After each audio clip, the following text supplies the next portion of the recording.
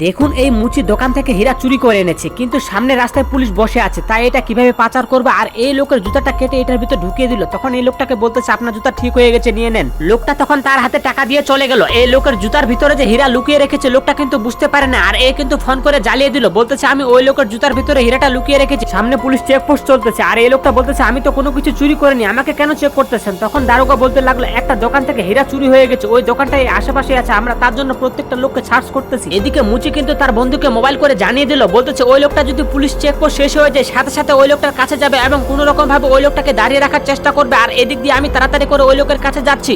এই পুলিশ বলতেছে সবকিছু চেক করা শেষ স্যার, এর কাছে কোনো কিছু পেলাম না। তখন এই বড় অফিসার বলতে লাগলো আপনাকে অনেক অনেক ধন্যবাদ, আমি আগে থেকে জানতাম আপনার কাছে কোনো কিছু নেই, এতক্ষণ সময় দেওয়ার জন্য ধন্যবাদ, আপনি এখন যেতে পারেন। আর পিছন থেকে মুচি চলে আসলো। মুচি কিন্তু ওই লোকের জুতার ভিতরে হীরাটা পাচার করে দিয়েছে, পুলিশ কিন্তু বুঝতে পারলো না। তখন পুলিশ বলতেছে তোমাকেও সার্চ করবো। তখন এই মুচি বলতে লাগলো আমি তো প্রতিদিন এই রাস্তা দিয়ে যাই, আমাকে কেন সার্চ করবেন। এদিকে পুলিশ দুটো এই মুচির সবকিছু তল্লাশি করলো, কিন্তু হীরার টুকরোটা পেল না। তখন পুলিশ অফিসার বলতেছে তুমি এখন যেতে পারো। আর এইদিকে এই ভদ্রলোকটা কিন্তু দাঁড় করে রেখেছে এই রাস্তার মধ্যে। তখন পুলিশ অফিসার নিচে তাকাতে দেখে বলতেছে এই মুচির যন্ত্রটা তো ফেলে রেখেছে, মুচিটা অনেক গরিব, এই যন্ত্রটা মুচিকে আমি দিয়ে আসি, তুমি এখানে পাহারা দিতে থাকো। আর এইদিকে মুচি কিন্তু চলে এসেছে এই লোকের কাছে।